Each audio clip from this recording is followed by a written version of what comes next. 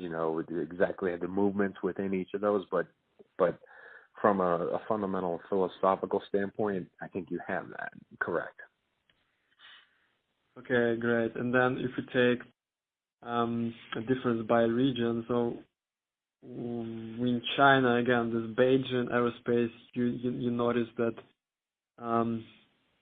they have already taken market share from Sundyne, and that will probably happen in the future. So I can easily assume that Sundyne will lose market share overall in China and Asia, right? Yeah, and I think they've taken the majority of that market share already.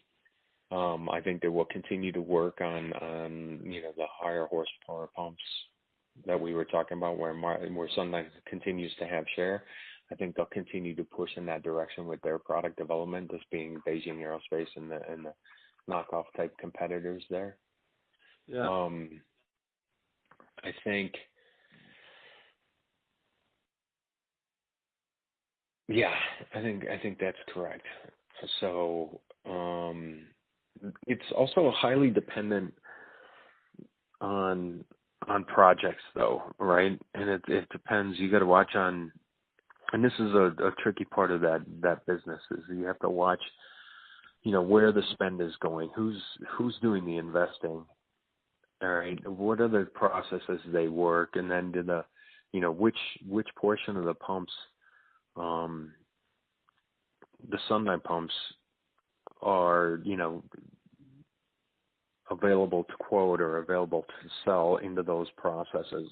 And if you think about the macro terms, plants continue to get bigger, right? Not smaller. Nobody's going out and building a 100,000 barrel a day refinery anymore. They're, 3, 4, 5, 6, 700, Yeah. And so that's pushing the applications to larger and larger horsepower. So there's a macro trend that's saying, hey, the smaller pumps are getting left behind as it is, just because the units are getting so large, right? And that the real growth is going to continue to come in larger pumps for these larger refineries. And the aftermarket still exists and the replacement business still exists in all those small refineries, where I don't think you end up losing market share, right? Because it's a replacement and you've got your pump in the installation, and when they go to replace it, either they're going to have to rip out the foundation and change all the piping, or they replace it in kind with the same dimensional pump. So there's a macro term that's kind of saying, hey, the market's going to larger pumps already, and so that the focus on the larger horsepowers is the right area. The larger flow, larger horsepower, larger differential pressure is the right area to be in.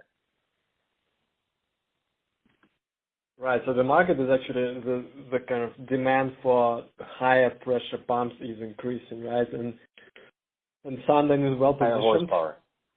Yeah, higher horsepower. And Sundyne, against the competition that we've been talking about, where they've been losing market share, they're well positioned to continue to grow in that area. Right. Why do you believe that they are well positioned to capture the replacement? I'm sorry, what was that? One more time? Why do you think they're well positioned to capture the replacement?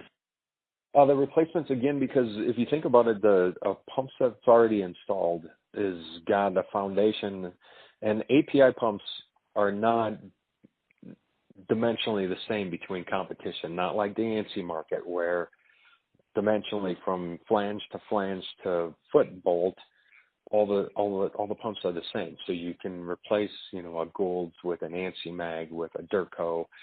It doesn't matter. It'll bolt right in, right? It's like a light bulb. API pumps are all specific to the manufacturer. So when you've got an installation, the piping that comes into it is specific to that manufacturer. The bolting in the foundation is specific to that manufacturer. If you want to change that pump, you have to cut the piping, you have to rip out the bolts, the foundation, you have to redo all of that. So it's more than just replacing a pump. It's